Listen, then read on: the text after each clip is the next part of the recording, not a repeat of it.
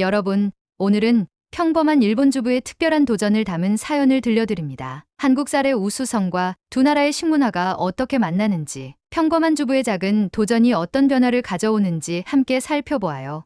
이런 일상 속 작은 이야기들이 궁금하시다면 좋아요와 구독, 알림 설정 부탁드립니다. 여러분의 응원이 더 다양한 스토리를 만들어가는 원동력이 됩니다. 그럼 지금부터 사연 시작하겠습니다. 안녕하세요. 일본 오사카에 살고 있는 주부 미카라고 합니다. 저는 오늘 제가 경험한 특별한 여행 이야기를 나누고 싶어 사연을 보냅니다. 이 이야기는 평범한 주부인 제가 가족의 식탁을 지키기 위해 떠난 작은 모험에 관한 것입니다. 저희 집에서는 매일 쌀밥을 먹습니다. 남편과 중학생 아들, 초등학생 딸이 있는데 모두가 밥을 정말 좋아합니다. 특히 남편은 하루에 3끼를 꼭 밥으로 먹어야 직성이 풀리는 사람입니다. 그런데 최근 일본에서 쌀값이 너무 많이 올라 가게에 큰 부담이 되고 있었습니다. 미카, 이번 달 생활비가 많이 빠듯하네. 쌀값이 또 올랐다며? 남편이 저녁 식사 후 한숨을 쉬며 말했습니다. 저는 고개만 끄덕였습니다. 정말 쌀값이 미쳤다고 밖에 표현할 수 없었습니다. 일본에서는 작년 여름부터 쌀값이 계속 오르고 있었습니다. 10kg에 4,000엔이던 것이 어느새 8,000엔까지 치솟았습니다. 거의 2배가 된 것이죠. 일본 정부는 급등한 쌀값을 내리기 위해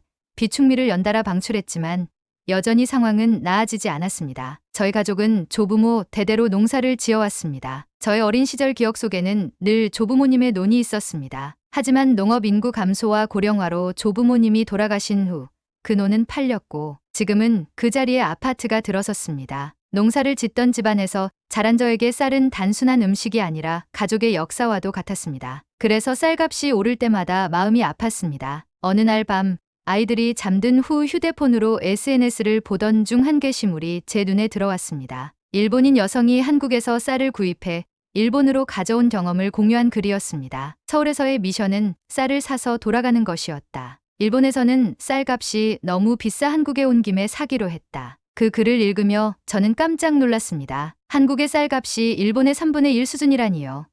게다가 검역 절차도 생각보다 간단하다는 내용이었습니다. 그 순간 저는 결심했습니다. 저도 한국에 가서 쌀을 사오자고요. 당신, 나 다음 달에 혼자 여행 좀 다녀올까 해. 아침 식사 시간에 조심스럽게 말을 꺼냈습니다. 남편은 의아한 표정을 지었습니다. 갑자기 웬 여행? 요즘 너무 스트레스 받아서 아이들 학원 데려다 주랴, 집안일 하랴, 잠시 숨 좀 돌리고 싶어. 솔직히 말하면 쌀을 사러 간다고 했을 텐데 왠지 그러면 더 반대할 것 같았습니다. 주부의 소소한 여행에 쌀을 사오는 목적이 있다는 걸 남편이 알면 분명 그런 것까지 해야 하냐며 걱정할 것이 뻔했습니다. 어디로 가게? 서울로 생각 중이야. 경비도 많이 안 들고 멀지도 않고 2박 3일 정도만. 남편은 잠시 생각에 잠기더니 고개를 끄덕였습니다. 그래, 그동안 고생 많았으니 다녀와. 단, 너무 무리하지 말고. 예상보다 쉽게 허락을 받은 저는 곧바로 여행 준비를 시작했습니다. 비행기 표를 예약하고 숙소도 알아보았습니다. 그리고 한국 현지에서 도움을 받을 수 있도록 가이드를 소개해달라고 여행사에 부탁했습니다. 특히 한국의 쌀 시장과 식문화에 대해 잘 아는 가이드였으면 좋겠다고 요청했습니다. 여행 전날 밤,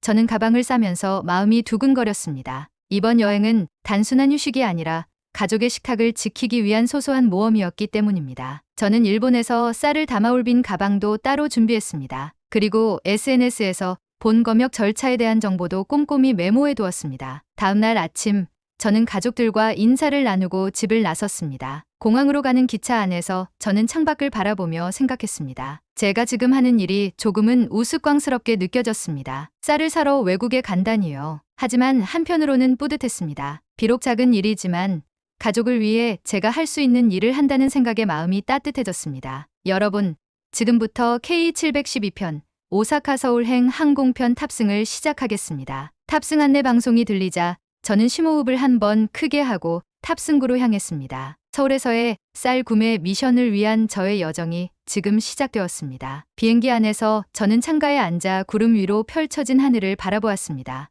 이 하늘 아래 한국과 일본, 두 나라는 가까운 이웃이지만 쌀값은 이렇게 차이가 난다는 것이 신기했습니다. 그동안 해외여행은 주로 가족과 함께 했기 때문에 혼자 떠나는 여행이 낯설면서도 설레었습니다. 비행기가 인천공항에 도착했을 때 저는 곧바로 공항 철도를 타고 서울 시내로 향했습니다. 여행사에서 소개받은 가이드 지수 씨와 숙소 근처에서 만나기로 했기 때문입니다. 지수 씨는 일본어가 유창하고 한국의 식문화에 관심이 많은 젊은 여성이라고 했습니다. 서울 영동의 한 카페에서 저는 지수 씨를 처음 만났습니다. 밝은 미소로 저를 반겨주는 지수 씨의 모습에 긴장이 조금 풀렸습니다. 미카 씨, 만나서 반갑습니다. 일본에서 오시느라 피곤하실 텐데요. 아니에요. 비행시간이 짧아서 괜찮습니다. 도움을 주셔서 감사합니다. 지수 씨와 차를 마시며 간단히 인사를 나눈 후 저는 조심스럽게 제 여행의 진짜 목적을 말했습니다. 사실 이번 여행의 주요 목적이 쌀을 구입하는 것입니다. 일본에서 쌀값이 너무 비싸서요. 지수 씨는 놀란 기색 없이 고개를 끄덕였습니다. 아, 네. 요즘 일본 쌀값이 많이 올랐다고 들었어요. 걱정 마세요. 제가 좋은 쌀 살 수 있는 곳으로 안내해 드릴게요. 검역 절차도 도와드리겠습니다. 지수 씨의 말에 안도감이 밀려왔습니다. 이제 저의 쌀 구매 미션은 정말로 시작되는 것 같았습니다. 다음 날 아침, 저는 지수 씨와 함께 서울의 전통시장을 방문했습니다. 지수 씨는 저에게 한국에서 쌀이 어떤 의미를 가지는지 설명해 주었습니다. 한국에서는 예로부터 밥심이라는 말이 있어요. 밥만 든든히 먹으면 어떤 어려움도 이겨낼 수 있다는 의미죠. 그만큼 쌀은 한국인의 삶에서 중요한 위치를 차지하고 있습니다. 시장 안으로 들어서자 다양한 쌀 종류가 눈에 들어왔습니다. 저는 일본의 쌀 가게에서는 보지 못했던 다양한 품종의 쌀들을 보고 놀랐습니다. 이렇게 종류가 많네요. 일본에서는 대부분 고시이카리나 아키타코마치 같은 몇 가지 품종만 주로 볼 수 있어요. 지수 씨는 웃으며 각 품종에 대해 설명해 주었습니다. 이건 신동진이라는 품종인데요. 한국의 대표적인 쌀로 밥맛이 좋고 찰기가 있어요. 이건 추청이고 여기 있는 건 일품이라는 품종이에요. 그리고 여기 있는 건 지수 씨의 설명을 들으며 저는 쌀 포대들을 유심히 살펴보았습니다. 가격표를 보니 10kg에 3만 원 정도였습니다. 일본 돈으로 약 3,000엔. 정말 일본 가격의 3분의 1 수준이었습니다. 게다가 품질도 좋아 보였습니다. 왜 이렇게 가격 차이가 많이 나는 걸까요? 제 질문에 지수 씨는 진지한 표정으로 대답했습니다. 여러 이유가 있겠지만 한국은 최근 몇십 년간 쌀 농사 기술을 크게 발전시켰어요. 특히 스마트팜 기술을 적극적으로 도입하면서 생산성이 많이 향상되었죠. 또한 정부의 쌀 산업 지원 정책도 잘 갖춰져 있고요. 점심으로 저희는 시장 근처의 작은 한식당에서 비빔밥을 먹었습니다. 윤기가 흐르는 밥 위에 다양한 나물과 육회가 올라간 비빔밥은 보기에도 정말 아름다웠습니다. 처음 먹어보는 것이었지만 한국 쌀의 맛과 식감에 감탄했습니다. 정말 맛있네요. 쌀이 차지면서도 부드럽고 씹을수록 단맛이 느껴져요. 지수 씨는 뿌듯한 표정으로 웃었습니다. 한국 쌀은 찰기가 있으면서도 씹는 맛이 살아있어요. 특히 비빔밥처럼 다른 재료와 함께 먹을 때 그 맛이 더 살아난다고 생각해요. 식사 후 저희는 지수 씨의 제안으로 한국농업박물관을 방문했습니다. 그곳에서 저는 한국의 오랜 쌀 농사 역사와 문화에 대해 배울 수 있었습니다. 특히 인상적이었던 것은 우렁이 농법이라는 친환경 재배 방식이었습니다. 우렁이가 논의 잡초를 먹어주니까 제초제를 쓸 필요가 없어요. 자연 그대로의 방식으로 농사를 짓는 거죠. 지수 씨의 설명을 들으며 저는 감탄했습니다. 일본에서도 유기농 쌀이 있지만 이런 독특한 방식은 처음 들었습니다. 박물관에는 또한 한국의 쌀 품종 개발 역사도 전시되어 있었습니다. 1970년대부터 시작된 통일벼 개발부터 최근의 기후변화에 대응하는 품종까지 한국이 쌀 연구에 들인 노력이 느껴졌습니다. 일본도 쌀 연구가 활발하지만 최근에는 농업 인구 감소로 어려움을 겪고 있어요. 특히 젊은 농부가 많이 부족해요. 제 말에 지수 씨는 공감하듯 고개를 끄덕였습니다. 한국도 비슷한 문제가 있어요. 하지만 최근에는 스마트팜 기술 덕분에 적은 인력으로도 효율적인 농사가 가능해졌어요. 또 귀농하는 젊은 층도 조금씩 늘고 있고요. 오후에는 지수 씨의 안내로 서울의 유명한 백화점을 방문했습니다. 식품관으로 내려가자 다양한 쌀 제품이 진열되어 있었습니다. 그런데 그 중에서 익숙한 포장이 눈에 들어왔습니다.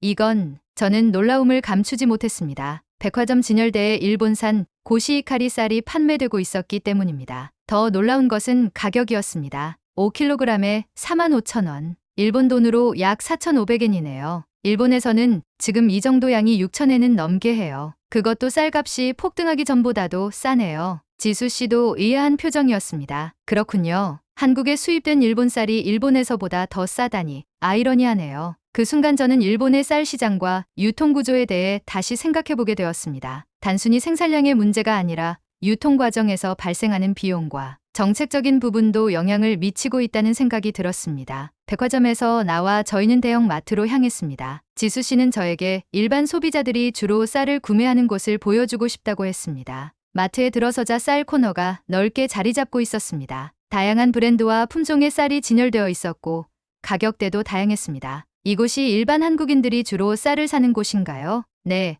대부분 이런 대형 마트나 동네 슈퍼마켓에서 구입해요. 물론 특별한 지역 쌀을 원하면 직거래로 구매하기도 하고요. 저는 각 쌀 포대를 살펴보았습니다. 신동진, 추청, 일품. 아침에 시장에서 본 품종들이 깔끔하게 포장되어 있었습니다. 그리고 가격은 여전히 일본에 비해 매우 저렴했습니다. 역시 여기서 쌀을 사가는 게 좋겠어요. 어떤 품종이 가장 좋을까요? 지수 씨는 잠시 생각하더니 대답했습니다. 일본 쌀과 비슷한 식감을 원하신다면 일품 품종이 좋을 것 같아요. 하지만 한국 쌀 특유의 찰기를 느끼고 싶으시다면 신동진을 추천해요. 저는 고민 끝에 신동진 쌀로 결정했습니다. 어차피 특별한 경험을 위해 온 것이니 한국 특유의 쌀을 경험해보고 싶었습니다. 10kg짜리로 하나 살게요. 이 정도면 한 달은 충분히 먹을 수 있을 것 같아요. 쌀을 카트에 담으며 저는 문득 검역 문제가 생각났습니다. 지수 씨, 이 쌀을 일본으로 가져갈 때 검역은 어떻게 해야 하나요?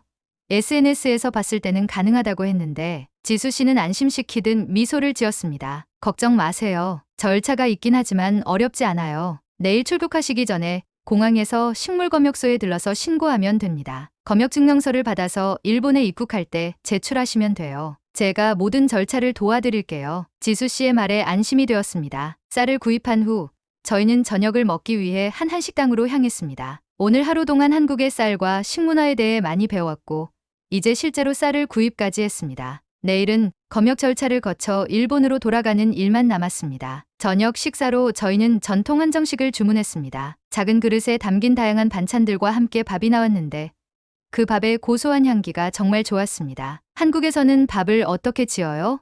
일본과 다른 점이 있나요? 식사를 하며 저는 지수 씨에게 물었습니다.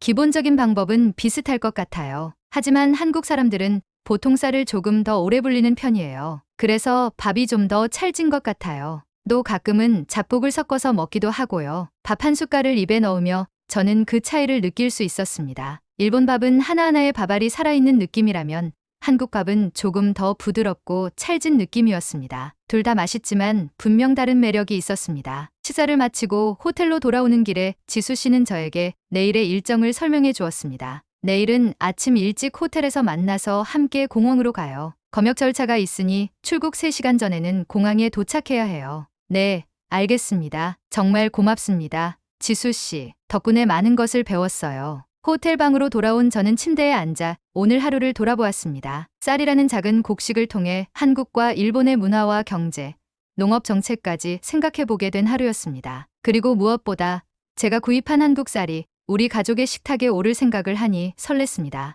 마지막 날 아침, 저는 일찍 일어나 짐을 꼼꼼히 챙겼습니다. 특히 어제 구매한 신동진 쌀 10kg을 어떻게 가져갈지 고민이었습니다. 무게도 무게지만 검역 절차가 걱정되었기 때문입니다. 약속 시간에 지수 씨가 호텔 로비로 찾아왔습니다. 안녕하세요, 미카 씨. 짐은 다 챙기셨나요?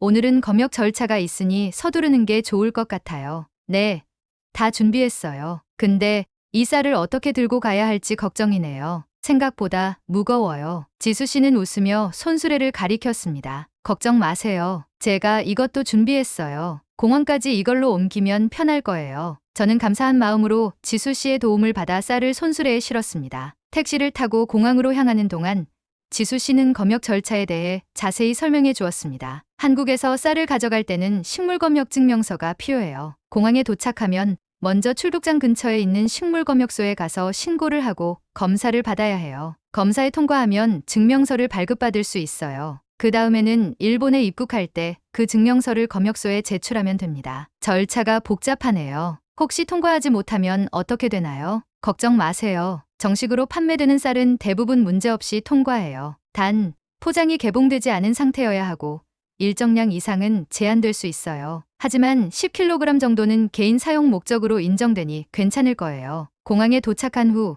저희는 출국장으로 향하기 전에 식물검역소를 찾았습니다. 놀랍게도 검역소 앞에는 이미 몇 명의 일본인들이 줄을 서 있었습니다. 그리고 그들 모두 쌀 포대를 들고 있었습니다. 어머, 저처럼 쌀을 사가는 분들이 많네요. 지수 씨도 놀란 표정이었습니다. 정말 그러네요. 최근에 일본 쌀값이 많이 올랐다고 들었는데 그래서 이렇게 직접 사가시는 분들이 많아진 것 같아요. 줄을 서서 기다리는 동안 저는 앞에 있던 일본인 부부와 이야기를 나누게 되었습니다. 저희도 쌀 때문에 왔어요. 작년부터 일본에서 쌀값이 너무 올라서요. 친구가 한국에서 쌀을 사갔다는 이야기를 듣고 저희도 이번 여행에서 사가기로 했어요. 그 말을 듣고 저는 깜짝 놀랐습니다. 저만의 비밀 미션이라고 생각했던 쌀 구매 여행이 이미 많은 일본인들 사이에서 트렌드가 되고 있었던 것입니다. 드디어 저희 차례가 되어 검역 카운터로 다가갔습니다. 검역 직원은 제가 구입한 쌀 포대를 살펴보더니 서류를 작성하기 시작했습니다. 한국산 신동진 백미 10kg이시네요. 개인 소비용이신가요?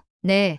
가족들과 함께 먹을 거예요. 검역 직원은 고개를 끄덕이며 웃었습니다. 요즘 일본에서 오신 분들이 쌀을 많이 가져가세요. 한국 쌀이 세계적으로 인정받는 품질과 안전성을 갖추고 있거든요. 특히 신동진은 밥맛이 좋아 인기가 많아요. 검역 직원의 자부심 넘치는 설명에 저도 웃음을 지었습니다. 검사 과정은 생각보다 간단했습니다. 포장 상태와 내용물을 확인한 후 검역 직원은 수출 식물 검역 증명서를 발급해 주었습니다. 이 증명서를 잘 보관하셨다가 일본 입국 시 검역소에 제출하시면 됩니다. 혹시 일본 세관에서 신고서 작성을 요구할 수도 있으니 참고하세요. 감사합니다. 증명서를 받아든 저는 안도의 한숨을 내쉬었습니다. 이제 출국 절차만 밟으면 되었습니다. 하지만 그때 예상치 못한 문제가 발생했습니다. 출국장으로 향하는 길에 제 짐을 실은 손수레의 바퀴 하나가 갑자기 빠져버린 것입니다. 아, 어떡하죠? 지수 씨와 저는 당황했습니다. 10kg짜리 쌀 포대는 생각보다 무거웠고 다른 짐들까지 합하면 들고 다니기는 힘들 상황이었습니다. 잠시만요. 제가 다른 손수레를 찾아볼게요. 지수 씨가 주변을 둘러보는 동안 저는 쌀 포대 옆에서 기다렸습니다. 그때 옆을 지나가던 중년의 일본인 남성이 저를 발견하고 다가왔습니다. 혹시 도움이 필요하신가요? 저도 쌀을 사서 가는 길인데 함께 들고 가시면 어떨까요? 그분도 역시 쌀 포대를 들고 있었습니다. 저는 감사한 마음으로 그 제안을 받아들였습니다. 정말 감사합니다. 손수레 바퀴가 갑자기 빠져서요. 그 남성은 자신을 다나카라고 소개했습니다. 그도 저와 같은 이유로 한국을 방문했다고 했습니다. 저는 매달 출장으로 서울에 오는데 3개월 전부터 매번 쌀을 사가고 있어요. 일본에서는 쌀값이 너무 비싸서 이게 더 경제적이더라고요. 다나카 씨의 말을 들으며 저는 다시 한번 놀랐습니다. 이미 이런 방식이 하나의 패턴으로 자리 잡고 있었던 것입니다. 지수 씨가 새 손수레를 가지고 돌아왔을 때 저희는 다나카 씨와 함께 출국장으로 향했습니다. 출국 심사대에서 저는 또 다른 걱정이 생겼습니다. 혹시 쌀을 가져가는 것이 문제가 되지 않을까 하는 걱정이었습니다. 지수 씨, 출국할 때도 쌀 때문에 뭔가 신고해야 하나요? 아니요. 이미 검역증명서를 받으셨으니 특별히 더 필요한 건 없어요. 다만 엑스레이 검사에서 큰 포대가 보이면 직원들이 물어볼 수는 있어요. 예상대로 보안검색대에서 제 가방에 있는 쌀 포대가 문제가 되었습니다. 직원이 가방을 열어 확인하자 커다란 쌀 포대가 나왔고 주변 사람들의 시선이 집중되었습니다. 이게 뭐죠? 직원이 물었습니다. 쌀입니다. 한국에서 구입했어요. 검역 증명서도 있습니다. 저는 얼굴이 붉어지며 증명서를 보여주었습니다. 직원은 고개를 끄덕이고 다시 가방을 닫아주었습니다. 그 순간 저는 주변에서 들려오는 수근거림을 들었습니다. 저 사람도 쌀 사가나 봐. 요즘 일본인들 많이들 그러더라. 일본 쌀값이 많이 올랐대. 부끄러운 마음이 들었지만 한편으로는 안도감도 느꼈습니다. 적어도 제가 이상한 일을 하고 있는 것은 아니었으니까요. 출국장에서 지수 씨와 작별 인사를 나눌 시간이 되었습니다. 정말 감사합니다. 지수 씨. 덕분에 좋은 쌀도 살 수 있었고 한국의 쌀 문화에 대해서도 많이 배웠어요. 별 말씀을요. 저도 즐거웠어요. 미카 씨 가족들이 한국 쌀을 맛있게 드셨으면 좋겠네요. 비행기에 탑승한 후 저는 창밖을 바라보며 이번 여행을 돌아보았습니다. 처음에는 단순히 저렴한 쌀을 사러 왔지만 그 과정에서 한국의 식문화와 농업에 대해 많은 것을 배우게 되었습니다. 특히 한국의 쌀이 어떻게 품질을 유지하면서도 저렴한 가격을 유지할 수 있는지 알게 된 것은 큰 수확이었습니다. 비행기가 이륙하고 얼마 지나지 않아 승무원이 기내식을 서빙하기 시작했습니다. 메뉴는 비빔밥이었습니다. 저는 미소를 지으며 그 비빔밥을 바라보았습니다. 이제 제게 한국 쌀은 단순한 식재료가 아니라 두 나라의 문화와 경제를 연결하는 다리와도 같았습니다. 일본에 돌아가면 가족들에게 무슨 말을 해야 할까? 저는 비행기 안에서 고민에 빠졌습니다. 남편에게는 여행 중에 우연히 쌀을 사게 되었다고 말할까요? 아니면 솔직하게 처음부터 목적이 쌀 구매였다고 말할까요? 그리고 이렇게 쌀을 사오는 것이 과연 옳은 일인지, 장기적으로는 일본의 농업과 식량 안보에 어떤 영향을 미칠지도 생각해 보았습니다. 일본 입국을 앞두고 저는 검역 신고서를 작성했습니다. 식물류 반입 여부에 체크하고 한국에서 받은 검역 증명서를 준비했습니다. 마음 한구석에서는 여전히 불안함이 있었습니다. 혹시 일본 세관에서 문제가 생기면 어떡하지? 그동안의 노력이 헛되지는 않을까? 비행기가 간사이 국제공항에 도착했을 때 저는 깊은 숨을 내쉬었습니다. 이제 마지막 관문만 남았습니다. 비행기에서 내린 후 저는 입국 심사와 검역 절차를 위해 긴장된 마음으로 줄을 섰습니다. 검역 카운터에 다가가자 직원이 제 신고서를 확인했습니다. 쌀을 가지고 오셨네요. 검역 증명서 있으십니까? 네, 여기 있습니다. 한국에서 받은 검역 증명서를 건네자 직원은 꼼꼼히 살펴본 후 고개를 끄덕였습니다. 모든 서류가 정확하게 갖춰져 있네요. 포장을 열어서 내용물을 확인해야 합니다. 검역 직원은 쌀 포대를 열어 내용물을 확인했습니다. 그리고 특별한 도구로 샘플을 채취해 간단한 검사를 진행했습니다. 이상 없습니다. 한국에서 정식으로 검역을 받은 쌀이라 문제가 없네요. 통과하셔도 좋습니다. 마침내 검역을 통과하고 짐을 찾아 공항을 나서는 순간 저는 뿌듯함과 안도감을 동시에 느꼈습니다. 제 쌀 구매 미션이 성공적으로 완료된 것입니다. 집으로 돌아가는 기차 안에서 저는 10kg의 쌀 포대를 품에 안고 생각에 잠겼습니다. 이 쌀 한 포대가 단순한 식재료 이상의 의미를 갖게 되었다는 생각이 들었습니다. 한국과 일본, 두 나라의 농업과 식량 정책, 그리고 문화적 교류의 상징과도 같았습니다. 다녀왔어요. 저녁 무렵 집에 도착하자 아이들이 반갑게 달려왔습니다. 남편도 현관으로 나와 제 짐을 받아주었습니다. 여행은 어땠어? 많이 쉬었어? 응, 정말 좋았어. 그리고 깜짝 선물을 가져왔어. 저는 조심스럽게 쌀 포대를 내밀었습니다. 남편은 놀란 표정으로 쌀 포대를 바라보았습니다. 이게 뭐야? 한국 쌀? 응, 사실 이번 여행의 진짜 목적이 쌀을 사오는 거였어. 저는 모든 이야기를 솔직하게 털어놓았습니다. SNS에서 한국 쌀이 일본보다 훨씬 저렴하다는 것을 알게 된 것부터 검역 절차까지 모든 과정을 상세히 설명했습니다. 남편은 처음에는 놀란 표정이었지만 이내 웃음을 지었습니다. 그랬구나. 그런데 굳이 그렇게까지 할 필요는 없었을 것 같은데. 하지만 내 마음이 고맙네. 이 쌀이 일본에서 파는 것보다 3분의 1 가격이야. 그리고 품질도 정말 좋대. 오늘 저녁에 이 쌀로 밥을 지어볼게. 저는 서둘러 주방으로 향했습니다. 한국에서 지수 씨에게 배운 대로 쌀을 씻고 물에 불렸습니다. 평소보다 조금 더 오래 불리는 방식으로요. 쌀을 씻으면서 그 윤기와 탱탱한 질감에 다시 한번 감탄했습니다. 밥솥에 쌀을 안치고 취사 버튼을 누르자 곧 집안 전체에 고소한 쌀 향기가 퍼졌습니다. 아이들도 그 향기에 이끌려 주방으로 모여들었습니다. 엄마, 뭐 냄새가 달라요? 뭘 하고 있어요?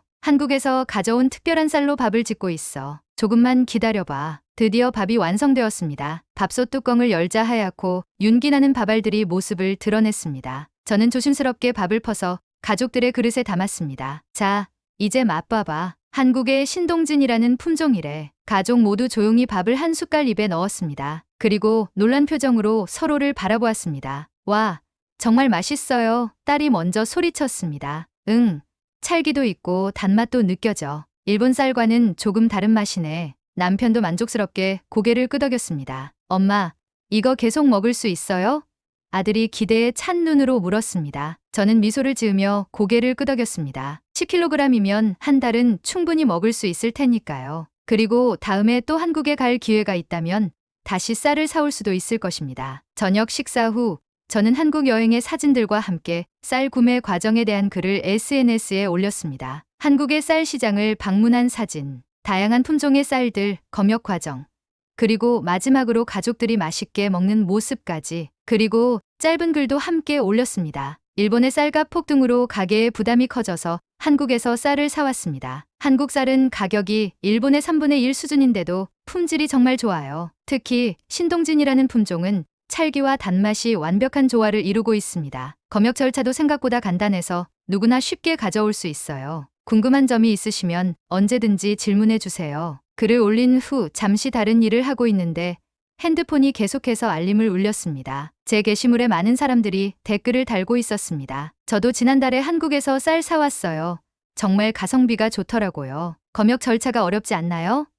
자세히 알려주세요. 한국 쌀의 맛이 어떤지 더 설명해 주세요. 일본 정부는 왜 쌀값을 안정시키지 못하는 걸까요? 댓글이 계속해서 달리는 것을 보며 저는 이 이슈가 단순히 저 혼자만의 문제가 아니라는 것을 다시 한번 실감했습니다. 많은 일본인들이 쌀값 상승으로 어려움을 겪고 있었고 한국 쌀에 대한 관심이 커지고 있었습니다. 다음 날부터 저는 주변 이웃들과 친구들에게 한국 쌀에 대한 이야기를 나누기 시작했습니다. 특히 저희 동네 주부들 모임에서 한국 쌀을 활용한 요리를 선보이며 큰 관심을 받았습니다. 미카 씨, 이 밥 정말 맛있네요. 어떤 쌀인가요? 한국에서 가져온 신동진이라는 품종이에요. 가격도 저렴하고 맛도 좋아서 정말 만족하고 있어요. 제 말에 주부들은 놀란 표정을 지었습니다. 그리고 곧 한국 쌀과 검역 절차에 대한 질문이 쏟아졌습니다. 저는 기꺼이 제가 알게 된 모든 정보를 공유했습니다. 며칠 후 저희 동네 모임에서 한국 음식 문화 체험의 날이라는 소소한 행사를 계획하게 되었습니다. 저는 한국 쌀로 지은 밥과 함께 지수 씨에게 배운 간단한 한국 요리 몇 가지를 준비했습니다. 비빔밥과 김밥, 그리고 한국식 주먹밥인 주먹밥을 만들었습니다. 미카 씨, 이렇게 다양한 방식으로 쌀을 활용하는 한국 음식 문화가 정말 흥미롭네요. 우리도 좀 더 다양하게 쌀을 즐길 수 있겠어요. 주부들의 관심과 호응에 저는 뿌듯함을 느꼈습니다. 그저 경제적인 이유로 시작했던 일이 이제는 문화 교류의 작은 다리가 되고 있었습니다. 동네 모임에서의 성공적인 경험에 힘입어 저는 SNS에 더 적극적으로 한국 쌀과 음식, 문화에 대한 게시물을 올렸습니다. 제가 배운 한국 요리 레시피와 함께 한국 쌀의 특징을 상세히 설명했고 검역 절차에 대한 정보도 공유했습니다. 예상대로 많은 사람들이 관심을 보였고 댓글과 메시지로 더 자세한 정보를 요청했습니다. 심지어 저의 경험을 바탕으로 일본인을 위한 한국 쌀 구매 가이드라는 소소한 블로그도 시작하게 되었습니다. 한 달 후 저희 가족은 한국에서 사온 쌀을 다 먹게 되었습니다. 아이들은 이제 한국 쌀의 맛에 완전히 익숙해져서 다시 일본 쌀로 돌아가는 것을 아쉬워했습니다. 엄마, 또 한국 쌀 사러 가요. 아이들의 요청에 남편도 이제는 긍정적으로 반응했습니다. 다음에는 가족 모두 함께 가자. 나도 한국의 쌀 시장을 직접 보고 싶어. 그날 저녁, 저는 한국에서 마지막으로 남은 쌀로 밥을 지었습니다. 그리고 밥을 먹으며 생각했습니다. 이 작은 쌀알 하나가 두 나라를 연결하고 사람들의 생각을 바꾸고 새로운 대화를 시작하게 했다는 것이 놀라웠습니다. 쌀은 단순한 음식이 아니었습니다. 그것은 문화였고 역사였으며 때로는 변화의 씨앗이었습니다. 저의 작은 쌀 구매 미션은 끝이 났지만 그로 인해 시작된 대화와 변화는 계속될 것입니다. 그리고 저는 다음 한국 여행을 계획하며 미소 지었습니다. 이번에는 가족 모두와 함께, 그리고 더 많은 것을 배우고 경험하기 위해서요. 쌀 한 포대의 무게는 10kg이었지만 그것이 가져온 변화의 무게는 측정할 수 없을 만큼 컸습니다. 여러분, 오늘 소개해드린 이야기 어떠셨나요? 평범한 일본 주부의 작은 도전이 어떻게 더 큰 사회적 변화로 이어질 수 있는지 보여주는 이야기였습니다. 한국과 일본, 이웃 나라 간의 문화적 교류와 식량, 경제에 대해 새롭게 생각해 볼 수 있는 시간이었길 바랍니다. 특히 한국 쌀의 우수성과 경쟁력이 어떻게 국경을 넘어 인정받고 있는지도 확인할 수 있었습니다. 다음 편에서는 또 다른 흥미로운 이야기로 찾아뵙겠습니다. 이 영상이 마음에 드셨다면 좋아요와 구독, 알림 설정도 잊지 마세요. 시청해주셔서 감사합니다. 다음에 또 만나요.